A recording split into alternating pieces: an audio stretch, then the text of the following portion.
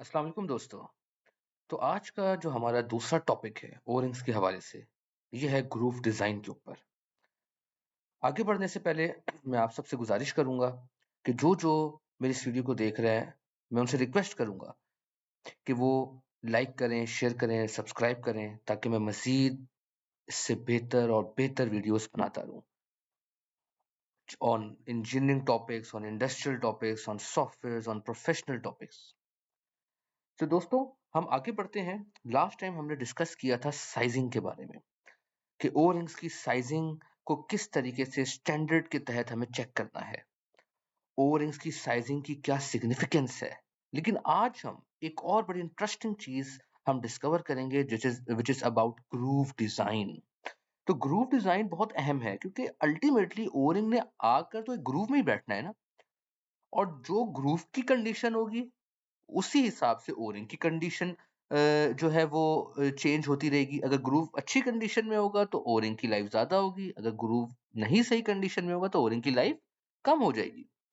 तो groove design के अंदर 3 बड़ी अहम आप देख रहे हैं इस स्क्रीन पे 3 बड़ी अहम जो है वो टर्मिनोलॉजीज़ यूज़ होती हैं। एक है कंप्रेशन रेशियो, एक है ग्लैंड फिल और तीसरा है स्ट्रेच। कंप्रेशन रेशियो क्या है? आपको ये फिगर बिल्कुल क्लियर नज़र आ रही है। ये जहाँ मेरा एरो रोटेट कर रहा है बिल्कुल क्लियर कि जो ओ रिंग का क्रॉस सेक्शनल डाया है it's always greater than the gland depth. और वो इसलिए ज़रूरी है कि जब ऊपर इस पॉइंट पे जब फोर्स लगेगी, इस वाले पॉइंट पे जहाँ मेरा एरो आपको डिनोट कर रहा है, जब इस पॉइंट पे फोर्स लगेगी तो ओ रिंग क्या होगा? कंप्रेस होगा, जिससे वो सीलिंग करेगा। इसी तरीके से दूसरा एक इम्पोर्टेंट पैरामीटर ग्रूव डिजाइन का वो है ग्लैंड फिल। यानी जब आपका ओरिंग कंप्रेस होता है, ये आप देख रहे हैं फिगर के अंदर, तो वो कंप्लीट ग्रूव का जो एरिया है, जो ये एम्प्टी एरिया है ग्रूव का, उसको कंप्लीटली फिल नहीं करता, बल्कि कुछ परसेंट फिल करता है। अगर कंप्लीटली फिल करेगा तो सिस्टम प्रेशर, आपको शायद याद हो लास्ट स्लाइड में हमने डिस्कस किया था कि और इनके ऊपर सिस्टम प्रेशर, जो खाली आप एरियाज देख रहे हैं ना, ये डिनोट कर रहा है सिस्टम प्रेशर को, यानी जो भी फ्लूइड वगैरह होगा वो इधर से एंटर होगा और इधर प्रेशर एक्सर्ट करेगा। तो वो नहीं हो पाएगा अगर ये बिल्कुल ओ रिंग का क्रॉस सेक्शनल एरिया और ग्रूव का एरिया बराबर होगा, तो सिस्टम प्रेशर एक्ट नहीं कर पाएगा। इससे भी क्या होगा? सीलिंग आप नहीं कर सकते। और फाइनली स्ट्रेच, ये भी बहुत जरूरी है। वो इसलिए कि ओ रिंग को थोड़ा सा स्ट्रेच करके ग्रूव के अंदर डाला जाता है, ताकि उसके अंदर एक एक सॉर्ट ऑफ सीलिंग जो एबिलिटी है वो इम्प्रूव हो जाए। तो ये जो तीनों पैरामीटर्स है ना, compression ratio, gland fill, stretch, ये तीनों पैरामीटर्स अल्टीमेटली ओ रिंग की सीलिंग जो कैपेबिलिटी है उसको अफेक्ट कर रहे हैं। ठीक है, तो आगे हम अभी चलते हैं नेक्स्ट स्लाइड की तरफ और हम चेक करते हैं कि थ्रू हम अ, एक प्रैक्टिकल एग्जांपल के तहत हम चेक करेंगे कि आया ये कंप्रेशन रेशियो, ग्लैंड फिल और स्ट्रेच की क्या सिग्निफिकेंस है। ठीक है? अच्छा जी, दोस्तों अब हम आ गए हैं नेक्स्ट स्लाइड पे। नेक्स्ट स्लाइड में आप देख रहे हैं कि जो आपका ग्रूव है, उस ग्रूव के 3 पैरामीटर्स बड़े इंपॉर्टेंट हैं। एक तो ये इनसाइड डायमीटर, ये जो आप देख रहे हैं D1, इनसाइड डायमीटर। एक है उसकी विड्थ कि ग्रूव मेरा कितना खुला होना चाहिए, और तीसरी चीज है थिकनेस, यानी उसका कितनी डेप्थ होनी चाहिए। ठीक है? बाकी जो आप देख रहे हैं कि ये कैम्फर, फिलेट, टेपर और ये जो सरफेस रफनेस, ये कहलाती है सरफेस रफनेस, ये सेकेंडरी चीजें हैं। अच्छा, यहाँ पे मैंने एक टेबल बनाया हुआ है। ये टेबल बहुत अहम है। ये टेबल में जो वैल्यूज आप देख रहे हैं ना, स्ट्रेच की वैल्यूज 2% से 5%, ग्लैंड फिल की 75%, साइड सरफेस रफनेस कौन सी? ये वाली ए 16 होनी चाहिए, R A groove surface roughness 32 होनी चाहिए, कैम्फर 15 से 20 डिग्री, फिलेट भी 15 से 20 डिग्री, टेपर 0 से 5 डिग्री के दरमियान होना चाहिए। तो ये सारी वैल्यूज मैंने आईएसओ स्टैंडर्ड 3601-2 से निकाली हैं। ठीक है? अब इन वैल्यूज को हमने यूज कैसे करना है, ये जो आप टेबल देख रहे हैं, इसको यूज कैसे करना है टू डिटरमिन दीज पैरामीटर्स, यानी थिकनेस, विड्थ और इनसाइड डायमीटर, ये हम अभी आगे चल के देखते हैं। लेकिन उससे पहले मैं दोबारा रिपीट करूंगा कि ये टेबल की जितनी भी वैल्यूज हैं ये सब स्टैंडर्ड से पिक की हुई हैं, यानी आपका ओरिंग कम से कम 2 से 5% स्ट्रेच हो, ग्लैंड फिल यानी कम से कम वो 75% एरिया कवर करे ऑफ द ग्रूव, और कंप्रेशन जो है वो उसके लिए स्पेशल ग्राफ्स है जो कि उस स्टैंडर्ड के अंदर गिवन है, वो हम आगे चल के देखते हैं नेक्स्ट स्लाइड में। तो दोस्तों ये अब आपके पास बड़े इंपॉर्टेंट उसी स्टैंडर्ड से आपके सामने ग्राफ्स मौजूद हैं। अगर आपका ओरिंग किसी न्यूमेटिक एप्लीकेशन के लिए यूज हो रहा है यानी जहां एयर इन्वॉल्व हो, तो फिर आप ये ग्राफ देखेंगे। अगर लिक्विड है, फॉर एग्जांपल ऑयल वाटर, तो आप ये वाला ग्राफ देखेंगे हाइड्रोलिक। अब आप देख रहे हैं कि अगर ये जो एक्स एक्सिस है, एक्स एक्सिस शो करता है ओ रिंग का क्रॉस सेक्शनल डाया D2, जबकि वाई एक्सिस शो कर रहा है कि कितने परसेंट कंप्रेशन होनी चाहिए उस डाया पे। ठीक है, और ये जो आप देख रहे हैं दो लाइंस शो हो रही हैं, ये दो लाइंस शो हो रही हैं, एक तो मैक्सिमम शो हो रहा है मैक्सिमम, एक मिनिमम शो हो रही है, मिनिमम की लाइन है, बॉटम वाली मिनिमम की है। फॉर एग्जांपल एक मिसाल के तौर पे 5.33 अगर मेरा डाया है, क्रॉस सेक्शनल डाया ओ रिंग का, तो मिनिमम कंप्रेशन उसकी 11 होगी, परसेंटेज, ये परसेंटेज में वैल्यू, मैक्सिमम 20% होगी। लेकिन नॉर्मली हम क्या करते हैं, हम एवरेज ले लेते हैं, यानी अगर 5.33 है तो इसका एवरेज कितना हो जाएगा, तकरीबन 16 के करीब हो जाएगा। ठीक है, 16% कंप्रेशन होनी चाहिए। तो यानी अगर मैं ऊपर जाऊं तो इस ये जो वैल्यू है कंप्रेशन की, ये मुझे कौन सी चीज बताएगी, ये ग्राफ्स बताएंगे, ये वाले ग्राफ्स। ठीक है, अब हम एक प्रैक्टिकल एग्जांपल देखते हैं। वो एग्जांपल ये है कि कैसे मैं कंप्रेशन, कैसे स्ट्रेच और कैसे ग्लैंड फिल को यूज करते हुए मैं ये तीनों थिकनेस, विड्थ और इनसाइड डायमीटर फाइंड करूंगा ओ रिंग का। तो एक इसको हम एक एक्सेल फाइल के अंदर जरा चेक करते हैं। ये देखें, ये मैंने ना आपके पास कुछ डाटा रखा हुआ है सामने। ये ओ रिंग क्या है, ये क्रॉस सेक्शन बता रहा है ओ रिंग का, ठीक है, 2 mm, जबकि आईडी कितना है 50 mm, यानी मेरे पास एक ओ रिंग है जिसका क्रॉस सेक्शनल डाया 2 mm है, इनर डाया 50 mm है। अब सवाल ये है कि अगर मेरा ओ रिंग इस डायमेंशन का है, जो कि ये मैंने इधर मेंशन की, ये वाली, इसको मैं येलो कर देता हूँ, अगर इस डायमेंशन का है तो ग्रूव के क्या डायमेंशंस होने चाहिए, ये मुझे फाइंड करना है। तो सबसे पहले मैंने क्या करना है, सबसे पहले मैंने कंप्रेशन देखनी है।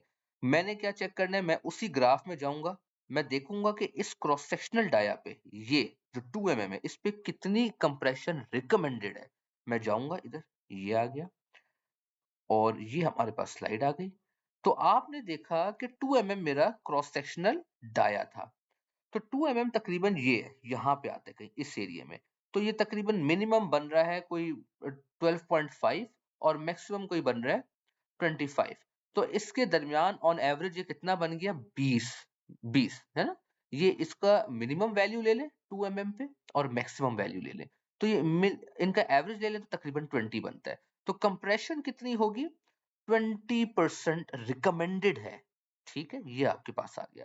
अच्छा, अगर मैं वापस जाऊं अपनी उसी स्लाइड पे और आपको ये वाली स्लाइड खोल के दिखाऊं, तो इसमें आप देखेंगे कि कंप्रेशन, ऊपर वाली स्लाइड ये, इसमें आप देखेंगे कंप्रेशन रेशियो का ताल्लुक किससे है, ग्लैंड डेप्थ, यानी जो ग्रूव की थिकनेस है। तो कंप्रेशन रेशियो का ताल्लुक किससे है, ग्रूव की थिकनेस से। तो मैं अब वापस आऊंगा एक्सेल फाइल पे और आप देखेंगे यहाँ पे कि ग्रूव की थिकनेस के लिए मुझे कंप्रेशन रेशियो भी पता चल गया और ओरिंग का तो मुझे वैसे ही पता था, क्रॉस सेक्शनल डाया। तो मैंने फॉर्मूला लगा के, आप ये फॉर्मूला देख सकते हैं मैंने कौन से दो वैल्यूज यूज किए हैं। एक तो ये क्रॉस सेक्शनल डाया है और दूसरा कंप्रेशन रेशियो जो मैंने ग्राफ से निकाला है। इसको यूज करते हुए मैंने ग्रूव थिकनेस निकाली और ग्रूव थिकनेस कितनी आ रही है, 1.6 mm, यानी 2 mm ओ रिंग को मैं 1.6 mm ग्रूव थिकनेस में इंस्टॉल करूंगा। ठीक है, इसी तरीके से स्ट्रेच, स्ट्रेच जो है वो आप यहाँ पे ग्राफ में चल के देखते हैं, स्ट्रेच 2% से 5% होना चाहिए, ये मेंशन हुआ है, ये रहा। ठीक है, लेकिन मैंने इसका एवरेज ले लिया 3%। अब आप एक और चीज देखें, स्ट्रेच का ताल्लुक ग्रूव के किस डायमेंशन से है, ग्रूव के आईडी से है, आईडी। ठीक है, या फॉर्मूला देख रहे हैं, क्लियर है बिल्कुल फॉर्मूला यहाँ पे ग्रूव के आईडी से। तो आप दोबारा एक्सेल फाइल में जाएंगे, स्ट्रेच मैंने 3% लिया है, ग्रूव आईडी कैसे निकाल लिया, मुझे स्ट्रेच भी पता है ये वाली वैल्यू, और मुझे आईडी भी पता है 50।